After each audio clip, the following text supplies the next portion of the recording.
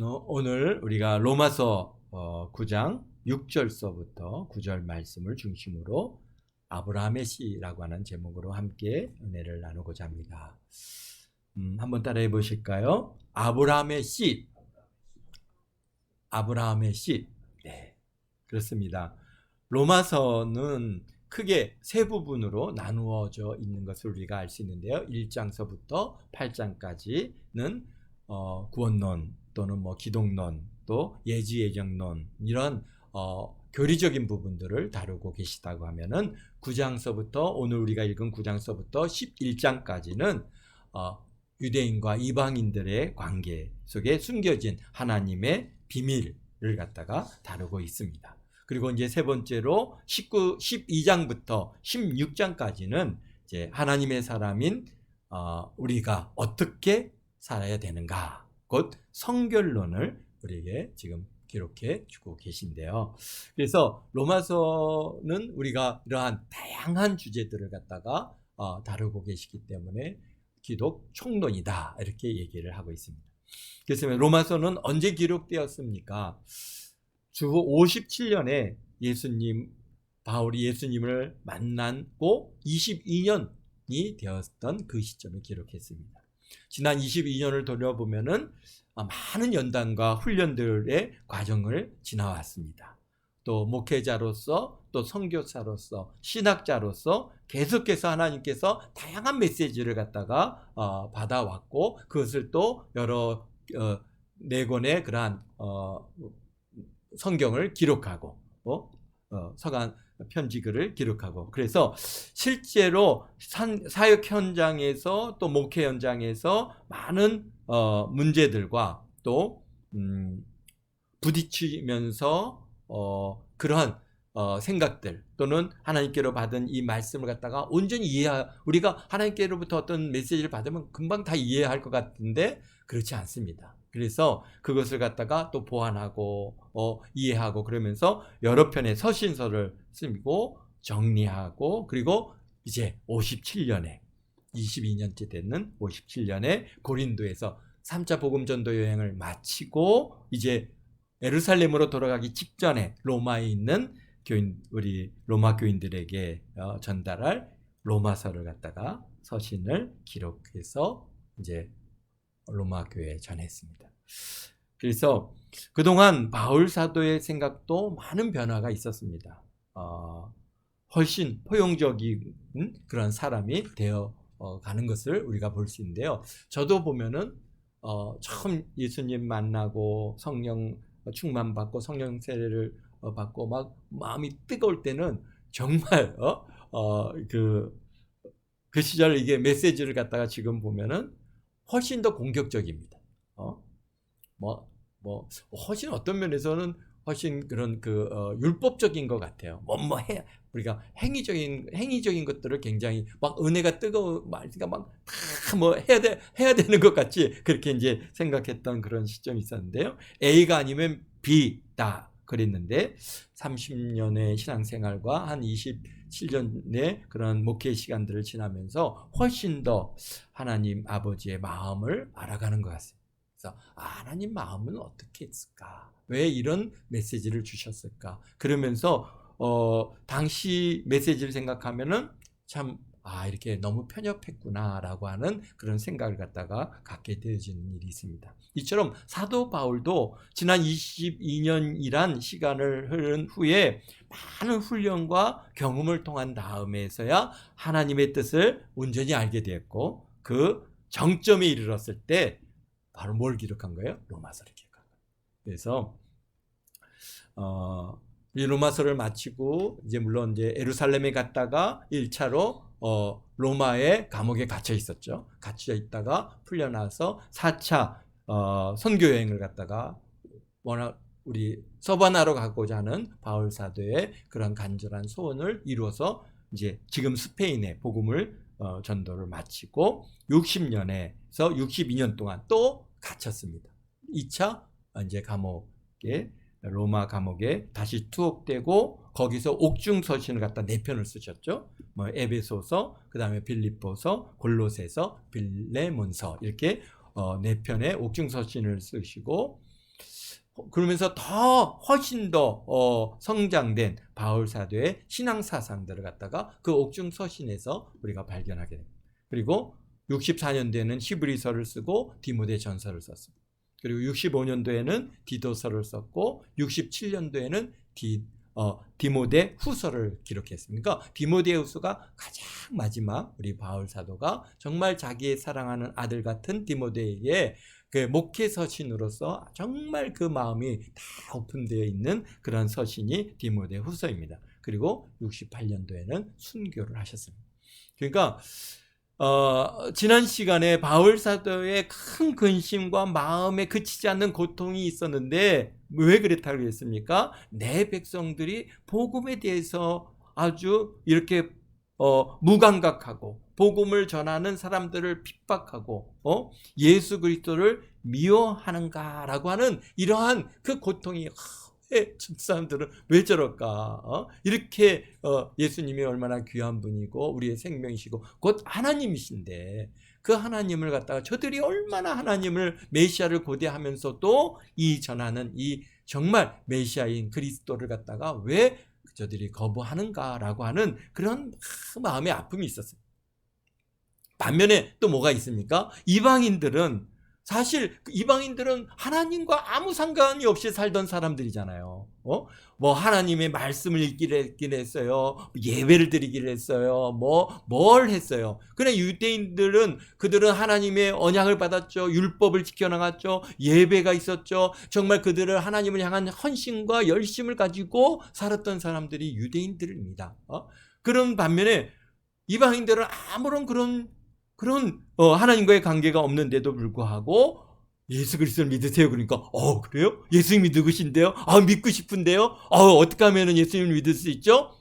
그래갖고 나와서 하나님의 말씀을 했는데 하나님의 말씀이 이렇게 정말 꿀송이보다 더 달고 이렇게 은혜가 있습니다 하면서 막 거기에 열심을 가지고 막 정말 하나님 앞에 나와서 예배를 드리고 예수 그리스도를 믿고 그러면 거듭난 삶을 살아가고 변화된 삶을 살아가고 그러면서 막 복음을 전하기만 하면 막 구름대처럼 이제 이방인들이 몰려온다고 하는 거 사실. 그러니까 사실은 바울이 지금 우리 9장 1절서부터 5절까지 그 말이잖아요. 뭐예요? 사실은 내 형제고 내 고력이고 내 일가 친척인 저 유대인들이 다 예수님께로 나와서 예수 그리스도를 믿고 구원받았으면 좋겠는데 그래서 그들의 구원을 위해서는 심지어 내가 저주를 받아서 예수 그리스도에서 끊어질지라도 내가 그런 간절한 소망을 갖고 있는데 그러나 그렇지 않더라는 거죠.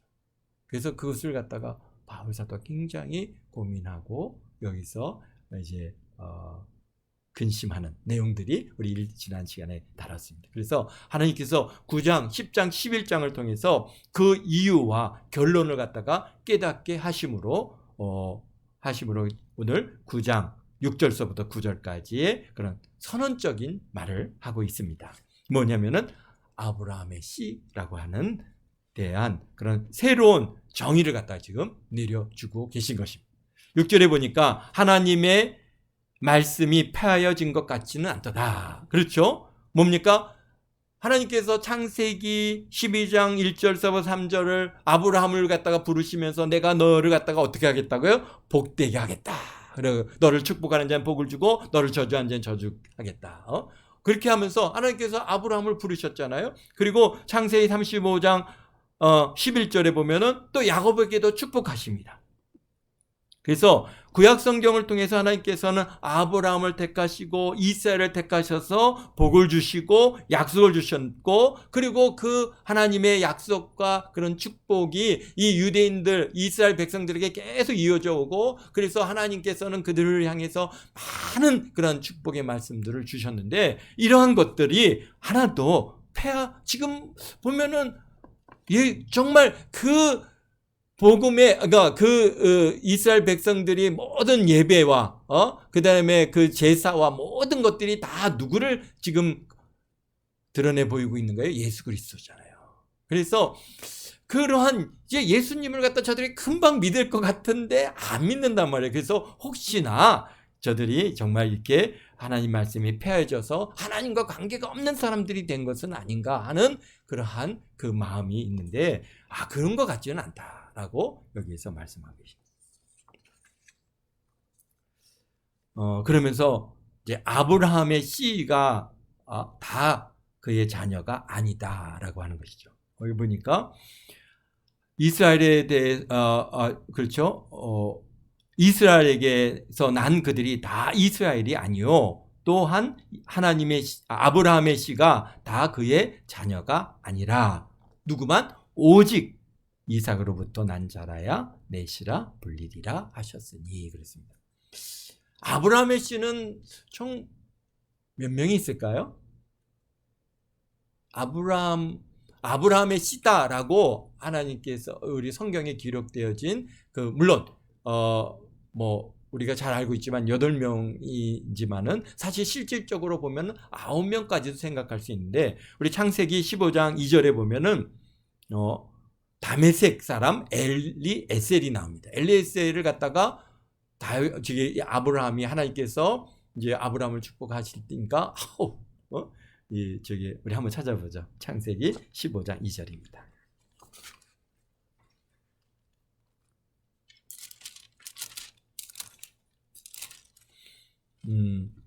네.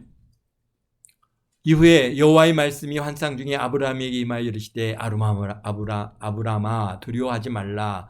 나는 내 방패여 너의 지극히 큰 상급이라. 아브라함이 이르되 주 여호와여 무엇을 내게 주시려 하나이까? 나는 자식이 없사오니 나의 상속자는 이 다메섹 사람 엘리에셀입니다. 그렇습니다. 그러니까 이 누구라고 하는 거예요? 이 나의 상속자는 이 다메섹 사람 엘리에셀이 나의 상속자는 내 아들이라는 거죠. 그러니까 나의 뭡니까? 이 상속받을, 그러니까 쉽게 얘기해서 오늘날로 얘기하면 어떤 사람이에요? 양자된 거죠. 내 양자, 이 엘리에셀이. 근데 그 사람은 누구예요? 다메섹 사람이다. 그렇죠? 그래서, 결국은 지금 이 엘리에셀도 다윗의 씨 중에 하나로 보아지는 거죠. 상속자로서 우리 아브라함의 씨로 봐지는 것이 아브라함이 자기의 상속자로 그것을 인정했습니다. 그리고 또 16장에서 이제 또 누가 나옵니까? 바로 이스마엘이죠. 이스마엘은 애굽 여자 하갈을 통해서 이스마엘을 얻었는데요. 분명히 아브라함의 혈통이고 실질적인 장자이가 이스마엘입니다. 그래서 하나님께서 보면은 창세기 16장에 뭐라고 말씀하시냐면 16장 10절에 보면 여호와의 사자가 또 그에게 이르되 내가 내 씨를 크게 번성하여 그 수가 많이 셀 수 없게 하리라. 그러니까 하나님께서요 지금 이스마엘에게 축복을 주시는데 내 씨가 아주 장성해서 셀 수 없을 정도로 많게 해 주시겠다 그랬어요. 그리고 창세기 17장 5절에 보면 이스마엘도 뭘 받았어요? 할례를 받았어요. 그리고 20절에 보면은 우리 한번 볼까요? 우리 17장 20절에 보면 이스마엘에 대하여 내가 내 말을 들었나니 내가 그에게 복을 주어 그를 매우 크게 생육하고 번성하게 하리라. 그가 12두령을 낳으리니 내가 그를 큰 나라가 되게 하려니와. 그렇습니다. 그러니까 이스마엘은요 아브라함에 있어서의 장자거든요. 하나님께서 이스마엘에게 복을 주십니다. 복을 주시는데 큰 민족을 이루게 하시겠다. 12두령을 주셨죠. 그래서 이스마엘이 12 아들을 낳습니다. 그 아들들마다 다 두령들이 됐습니다. 그래서 우리가 이제 그 이스마엘의 그 자녀들이 주로 지금 오늘날 어떻습니까? 아랍 지역에 흩어져서 사는 그러한 사람들을 다 자기네들이 이스마엘의 후예라고 얘기를 한단 말이죠. 그렇기 때문에 왜 이스마엘은 아브라함의 장자예요. 그러니까 자기에게 뭐가 있다고 생각하는 거예요? 장자권이 있다고 얘기합니다. 그래서 하나님께서요 정말 우리가 볼 때 유대인들보다 이 아랍인들은 얼마나 많습니까? 정말 뭐 우리 사우디아라비아부터 시작해갖고 뭐 저쪽 정말 그 중동 근동 지역은 다 이런 아랍 출신의 사람들 바로 이스마엘의 후손들을 하나님께서 정말 많게 만들어 주시고 계시죠. 뭐 심지어는 터키에서부터 시작해갖고 저 아프리카 이집트까지도 다 자기네들이 다 아브라함의 후손이다라고 얘기를 하고 있어요. 그러니까 하나님 말씀이요, 이렇게 그대로 그들에게 내가 크게, 매우 크게 생육하고 번성하게 하겠다 하신 말씀을 그대로 이루고 계십니다. 그리고 우리 이제 창세기 21장에서는 누가 나옵니까? 바로 이삭이 나오죠. 세 번째, 하나님 아브라함의 씨, 이삭. 사라가 임신해서 보니까 창세기 21장 2절에 보면 사라가 임신하여 하나님 말씀하신 시기가 되어 노년에 아브라함에게 아들을 낳으니, 아브라함이 그에게 태어난 아들을 그래서 이름을 이삭이라 했다 그랬습니다. 그러니까 이삭, 바로 이제 하나님께서 약속으로 주신 아들, 바로 그가 이삭이란 말이죠. 그리고 이제 네 번째로는 누가 있냐면요, 우리 창세기 25장에 사라가 죽고 나서 이제 아브라함이 후처를 얻습니다.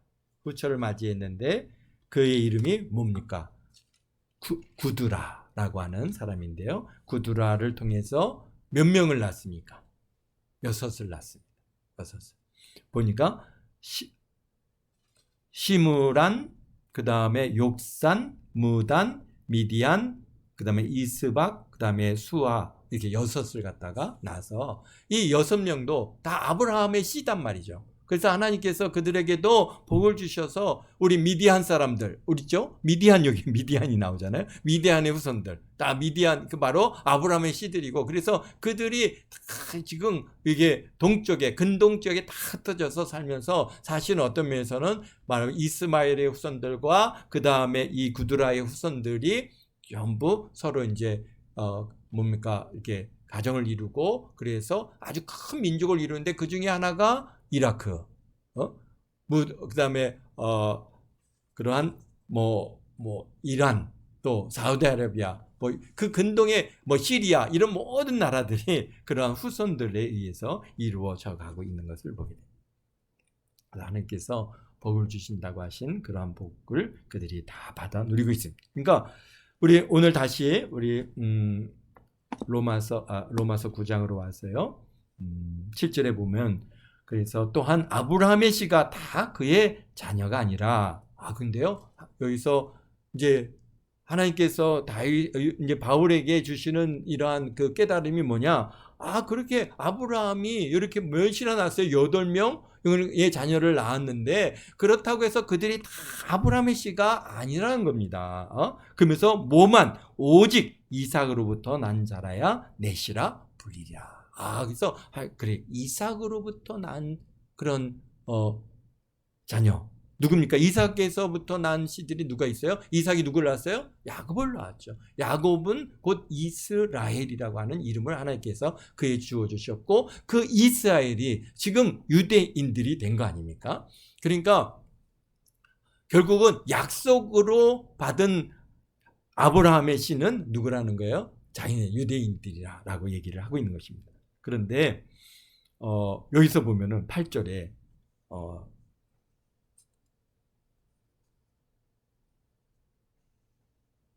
그렇죠? 네.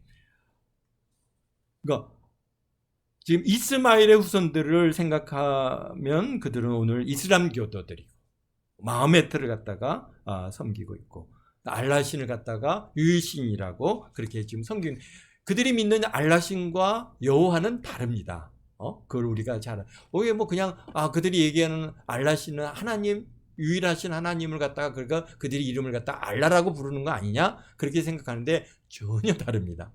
전혀 다르고, 알라신은 뭐라 그러나요? 달의 신 비슷한 것 같아요. 그래서 초승달을 갖다 이렇게 그려놓고 있는데요. 그래서 자기네들도 알라신을 갖다 유일신이라고 얘기하지만은, 그러나 우리가 이 성경에서 얘기하시는 여호와 하나님하고는 분명히 다르다고 해서, 우리가 이게 이슬람과 그다음 마치 기독교와 그다음에 유대교가 다 같은 하나님을 섬기고 있다라고 생각하면은 안 되는 겁니다. 우리 유대교와 우리 기독교는 같은 하나님을 섬기고 있죠. 그러나 유대인들은 예수 그리스도를 그들이 인정하지 않지만은 그러나 우리는 예수 그리스도를 우리가 성자 하나님으로서 우리가 그분을 믿고 우리의 구주로 받아들여서 하나님을 섬기고 있는 그런 이제 좀 차이는 있지만은 그러나 같은 하나님을 우리가 섬기고 있고 같은 성경을 우리가 보고 있습니다. 근데 8절에 보니까요. 곧 육신의 자녀가 하나님의 자녀가 아니요 오직 약속의 자녀가 씨로 여김을 받았느니라 라고 말씀합니다. 그렇습니다. 그러니까 오직 이삭으로부터 난 자야 내 씨라 불리리라. 오직 이삭 곧 사라를 통해서 얻은 이삭으로부터 난 자 곧 야곱 이스라엘이 내 씨라 불려진다는데요. 그러나 육신의 자녀가 하나님의 자녀가 또 아니라는 거예요. 그러면서 오직 약속의 자녀가 씨로 여겨짐을 받는다라고 여기서 말씀하시는데요. 그러니까 아브라함으로부터 많은 후손들이 태어났지만 약속을 통해서 태어난 자녀는 이삭 하나인데 바로 우리 9절에 보면은 약속의 말씀은 이것이니 명년 이때에 내가 이르리니 사라에게 아들이 있으리라 하심이라. 무슨 말씀이냐면요. 창세기 18장 10절에 보면은 여호와 하나님께서 이제 마블렛 상수리 나무 밑에 이제 아브라함이 머물러 있을 때 여호와 하나님께서 누구에게 아브라함에게 찾아가신 사건이 있었습니다. 그러면서 거기서 이제 세 사람이 왔을 때 세 천사를 갖다 아브라함이 잘 대접을 하죠. 그러면서 여호와 하나님께서 내년 이맘때 내 아내 사라가 아들이 있으라라고 그 말씀을 하시는데 사라가 텐트에서 듣다가 내가 이게 이렇게 늙었는데 자녀를 낳는다고 하면서 웃었다 그랬습니다. 그랬더니 왜 웃느냐 그랬더니 제가 안 웃었습니다 하던 그 내용들이 사건들이 바로 창세기 18장에 있는데요. 그때 여호와 하나님께서 내년 이맘때 내 아내 사라에게 아들이 나리라 해서 약속으로 주신 이 말씀이 이루어져서 낳은 아들 바로 이삭이 바로 뭡니까? 약속의 씨다 라고 아브라함의 씨요 약속의 자녀가 씨로 여김을 받았다라고 말씀하십니다. 그런데 우리가 또 로마서 2장 28절에 보면은 또 이 말씀이 이제 있습니다. 우리 한번 찾아볼까요? 2장 28절에 보면 무릇 표면적 유대인이 아니요 표면적 육신의 할례가 아니니 오직 이면적 유대인이며 할례는 마음에 할지어다. 영에 있고 율법 조문에 있지 아니한 것이니라. 그 칭찬이 그에게서가 아니요 다만 하나님에게서니라 그랬습니다. 그러니까 유대인에 대한 개념이 사실 이제 바꿔지고 있다라고 하는 겁니다. 오직 이면적 유대인이 유대인이며 표면적인 유대인은 유대인이 아니다. 그러니까 무슨 얘기예요? 생물학적인 유대인이 아니고 예수 그리스도를 구주로 영접한 그 사람들이 유대인이다라고 하는 말씀하시는 것이죠. 우리 갈라디아서 3장 한번 28절을 한번 찾아보죠.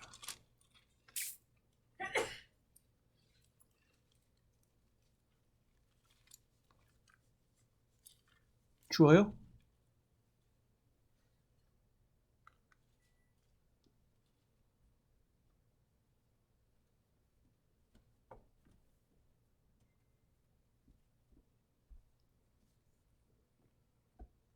갈라디아서 3장 28절인데요.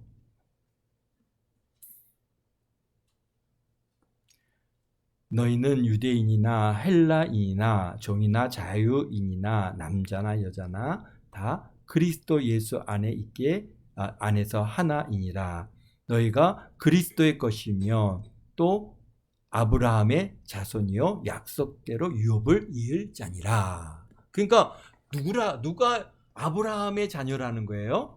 바로 여기 보니까 헬라인이나 자유인이나 남자나 여자나 유대인이나 또는 이런 모든 사람들이 다 예수 그리스도 안에서 하나가 되었다라는 것이죠. 그래서 예수 그리스도 너희가 그리스도의 것이면 또 곧 아브라함의 자손이다. 그러니까 예수님을 믿는 자들이 아브라함의 자손이 됐고 약속의 자녀가 됐고 그들이 오늘날 쉽게 얘기해서 이면적 유대인이다라고 하시는 말씀인 것입니다. 그래서 그리스도 안에서 하나님의 아들이 되었고 그리스도 예수 안에서 아브라함의 자손이 되었다라고, 그래서 우리가 유업을 이은 그러한 이제 상속자가 되었다는 것입니다. 그래서 이 말씀을 갖다가 이 말씀으로 인해서 참 이제 큰 우리 변화가 오기 시작했는데요. 이 말씀을 갖다가 어떻게 이해하느냐에 따라서, 그래서 신학적인 이 이제 말씀의 이 이해에 따라서 큰 변화들이 오는데, 1세기부터 나타나는 현상들이 뭐냐면은 반유대주의의 그러한 운동들이 일어나기 시작했어요. 이미 오래전서부터 유대인들에 대한 어떤 반발 의식이 상당히 이제 뭐 이스라엘 주변 국가들에게는 좀 어느 정도 있었죠. 그러나 이런 성경적 배경을 갖게 되니까 이제 아주 이제 노골적으로 유대인들에 대한 반유대 운동이 나타나기 시작했어요. 그래서 왜요? 유대인들은 너희들은 저주받은 사람들이다. 왜? 너희들은 예수님을 죽인 자들이다. 우리가 이제 곧 기독교인들이 아브라함의 자녀고 우리가 곧 유대인이다 라고 이제 이 말씀을 갖다가 그대로 적용을 하는 겁니다. 그래서 마태복음 27장 24절 우리 한번 볼까요? 마태복음 27장, 예수님을 갖다가 이제 빌라도 법정에서 예수님을 파는 모습, 여기에 모습인데요. 자, 우리 27장 24절입니다. 잘 아는 말씀이지만은 우리 한번 같이 읽겠습니다. 마태복음 27장 24절입니다. 빌라도가 아무 성과도 없이 도리어 밀란이 나는 것을 보고 물을 가져다가 무리 앞에서 손을 씻으며 이르되 이 사람의 피에 대하여 나는 무죄하니 너희가 당하라. 25절입니다. 백성이 다 대답하여 이르되 그 피를 우리와 우리 자손에게 돌릴지어다. 그렇죠? 예수님의 그 죄 없는 피 흘림을 자기와 자기의 자손들에게 돌린다라고 그들이 그렇게 얘기했어요. 그래서 이처럼 이제 너희들은 구약에서 하나님의 선민으로 택함을 받았지만 예수님을 죽였기 때문에 너희들은 이제 저주받은 민족이 되었다. 이 사상이 계속 이제 초대교회 이제 유대 그러니까 이방인들 그리스도인들이 많아지면서 점점 그런 사상이 막 들어 올라가기 시작했습니다. 그래서 유대인들에 대해서 그리고 그 정점은 어디에 와서냐면 이제 십자군 전쟁 때 거기에 정점이 올라와서요. 십자군들이 이제 예루살렘을 갖다가 거기에 이슬람들이 예루살렘을 갖다가 차지했다고 하는 얘기를 듣고 예루살렘을 갖다가 이제 회복하러 십자군 군대를 이루어가지고 이제 이스라엘을 갖다가 쳐들어가는데요. 그때 만나는 유대인들을 다 죽였습니다. 왜? 저주받은 이 인간들. 예수님은 십자가에 못 박힌 이 자들. 그리고 그뿐만이 아니라 이제 이스라엘 백성들이 70년도에 어땠습니까? 예루살렘이 다 타이토스 장군에 의해서 점령당하고 성전을 헐리고 유대인들은 전부 전 세계 유럽 지역으로 흩어져서 살게 되어지는 그러한 이제 일들이 발생을 하게 된대요.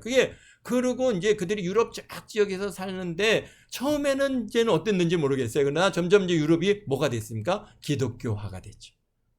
기독교화가 되면서 유대인들에 대한 반발 의식이 굉장히 강해요. 반유대 운동이 아주 그냥 뭐 곳곳마다 있었습니다. 그래서 유대인들을 갖다가 막 이제 잡아다가 막 그들을 갖다가 강제로 개종을 시키는 겁니다. 강제로 개종시켜. 너가 예수님을 갖다가 너희들이 안 믿으면 넌 저주받은 인간들이니까 예수님 믿어야 된다. 안 믿으면 너 지옥 간다. 그래갖고 강제로 그들을 갖다가 개종시키고 그것을 거부하면은 막 이제 죽이고 하는 일들이 몇 년간 이루어졌어요. 2000년 동안.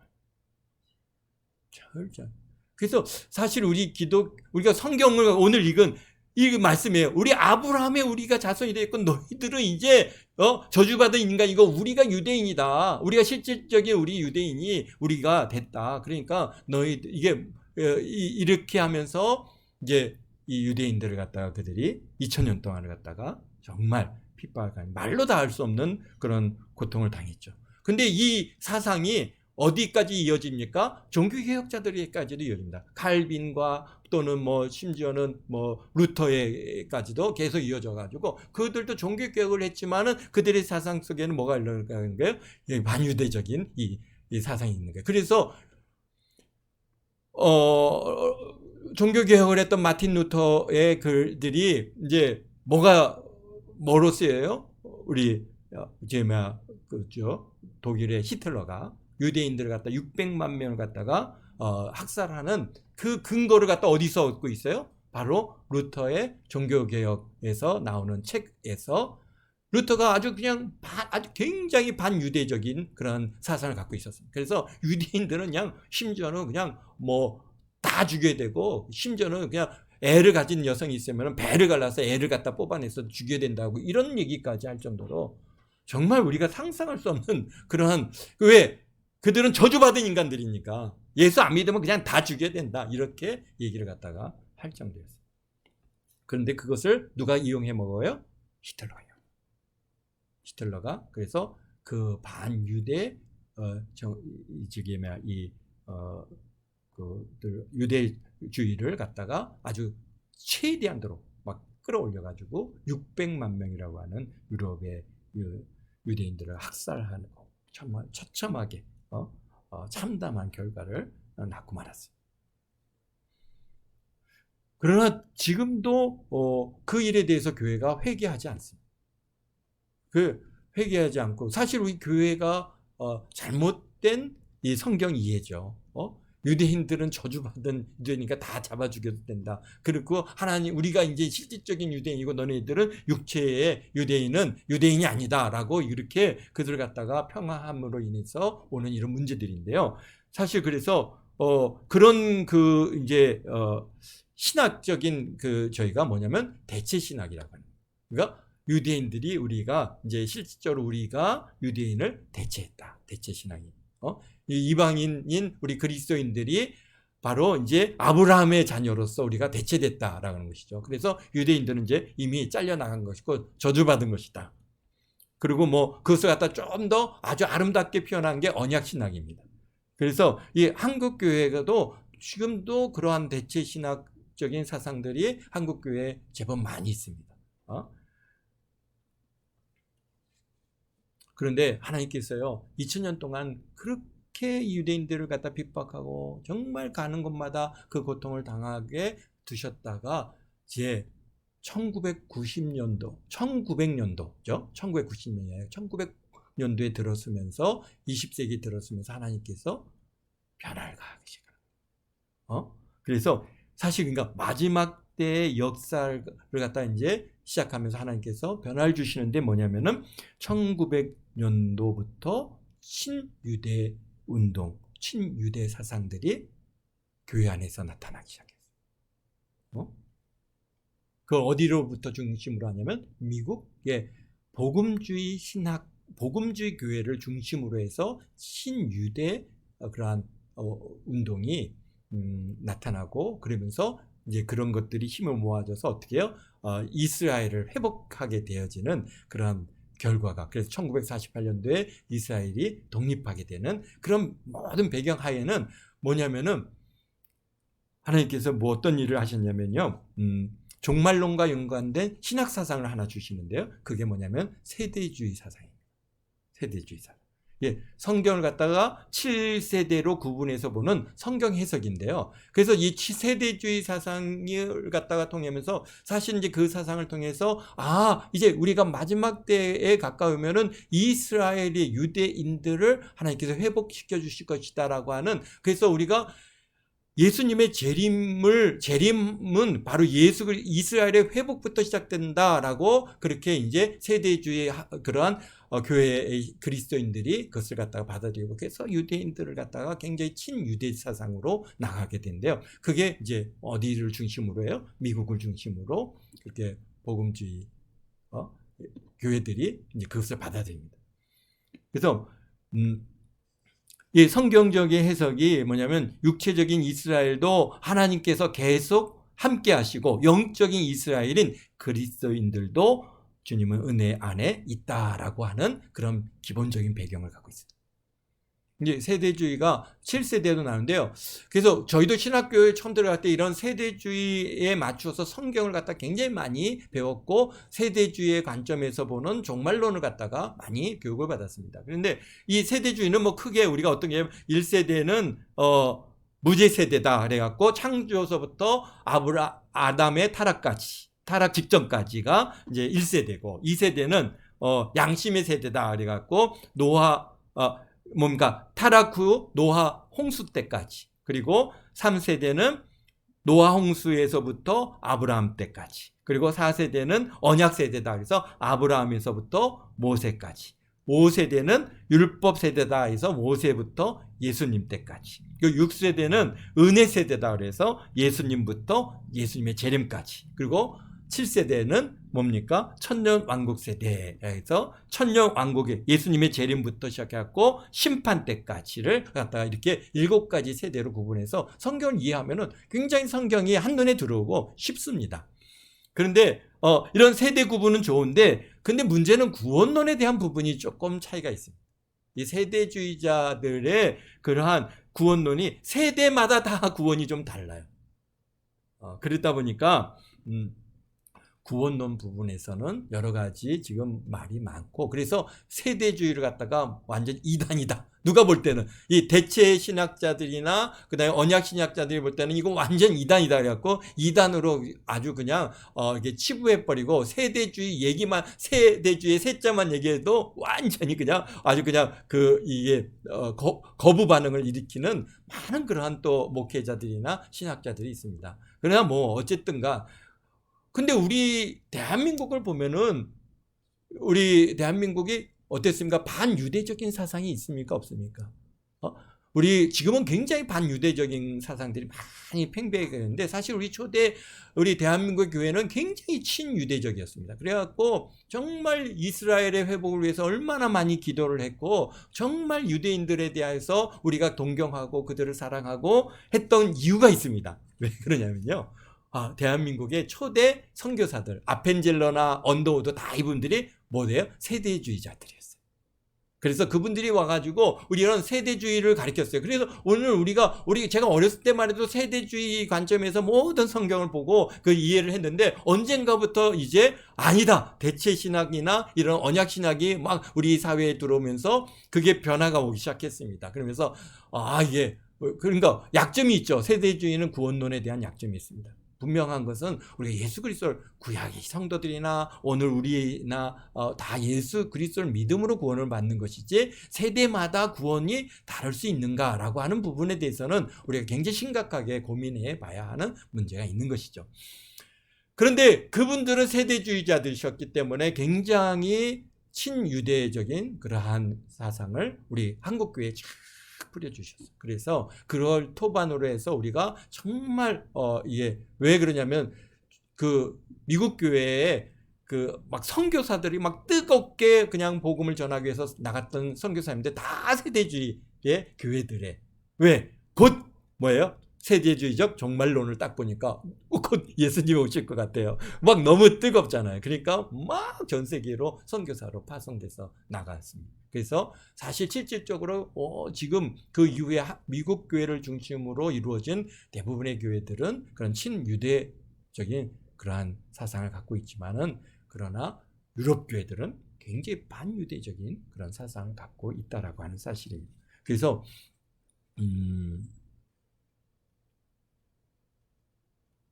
사실 우리 초대교회 교인들은 대부분 유대인들이었죠.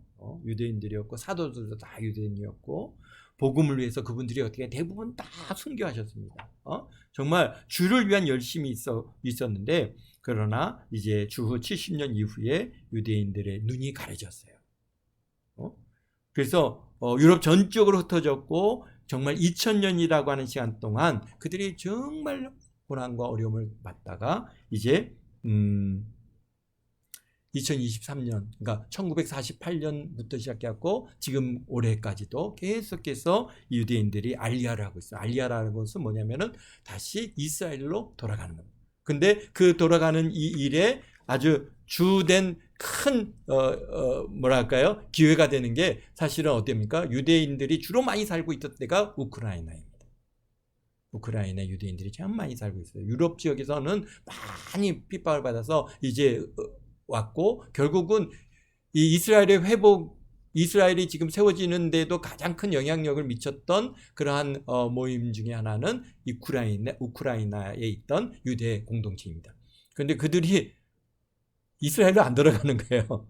그러니까 하나님께서 어떻게 해요? 지금 급한데 빨리 이스라엘로 돌아가야 되는데 안 돌아가고 있으니까, 사실 어떤 면에서는 지금 러시아하고, 우리가 러시아가 우크라이나를 갖다가 침공할 거라고 우리가 상상이 안 됐죠. 왜 그랬을까요? 물론 푸틴이라고 하는 사람이 욕심을 냈게 있지만은, 그러나 그 모든 세계의 영적인 뒷배경에는 하나님께서 이 유대인들, 우크라이나에 머물러 있는 많은 유대인들이 어떻게 합니까? 이스라엘로 돌아가게 하기 위해서 하나님께서 그런 알리야를, 우크라이나의 그런 전쟁이 있어. 사실 우크라이나 전쟁 기간 동안에 뭐가 있었습니까? 우리 코로나로 인해서 팬데믹이 있어서 전 세계가 사실 이게 뭐랄까, 서로 이동이 중단돼 있었지만, 이스라엘이요 유일하게 모든 비행기를 갖다 받는 그런 비행기가 있었는데, 그게 뭐냐면 우크라이나에서 이스라엘로 돌아오는 그러한 이렇게 다시 돌아오는 유대인들을 태운 비행기는 전부 다 이스라엘 땅에 착륙할 수 있었고, 그들을 향해서 정말 환영하면서 받아들였어요. 그래서 그 시기 동안에 많은, 이 전쟁 초기에 많은 유대인들이 이스라엘로 돌아갔습니다.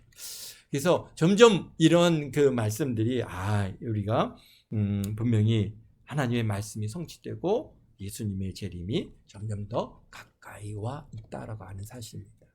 그런 것들을 통해서 우리가 앞으로 이제 로마서를 우리가 읽어가면서 그런 의미들, 왜 하나님께서 가려주셔서 유대인들이 정말 2000년 동안 예수님을 안 믿었잖아요. 그것은 우리가 지난 시간에도 얘기했지만 바로 다 우리들을 위해서입니다. 우리들을 위해서. 기도하겠습니다. 거룩하신 아버지 하나님, 감사합니다. 참 이 마지막 때를 살아가는 우리들이 또 이렇게 로마서를 다시 한번 읽어가면서 우리에게 하나님, 참 하나님의 자녀요, 아브라함의 씨로서의 귀한 일들을 감당하며 참으로 하나님께 영광 돌리는 그런 귀한 삶을 살아가도록 은혜를 내려주시는 줄 믿고 감사합니다. 참 이 말씀 속에서 아버지 하나님이여 우리 역사를 보게 하시고, 이 말씀의 성취함을 우리가 아버지 하나님이여 경험하고, 참 우리 안에 있는 이 악과 우리 안에 있는 이 아버지 하나님의 교만과 이런 악행들이 얼마나 아버지 하나님 많은 악을 행하고 많은 사람들을 죽이고 고통케 했는지 우리가 다시 우리 자신을 돌아보며, 우리가 아버지 하나님 참으로 이스라엘 향해서, 저 유대인들을 향해서 아버지 하나님이 회개하고 그들을 위해서 기도하는 우리도 함께 모든 성도들 다 되게 도우심을 감사합니다. 하나님께서 이루시고 영광 받아 주옵소서. 감사합니다. 이 또 주일날 모일 때까지 은혜로 붙들어 주시고 좋은 것들로 채워 주옵소서. 감사하며 예수님의 이름으로 기도합나이다. 아멘.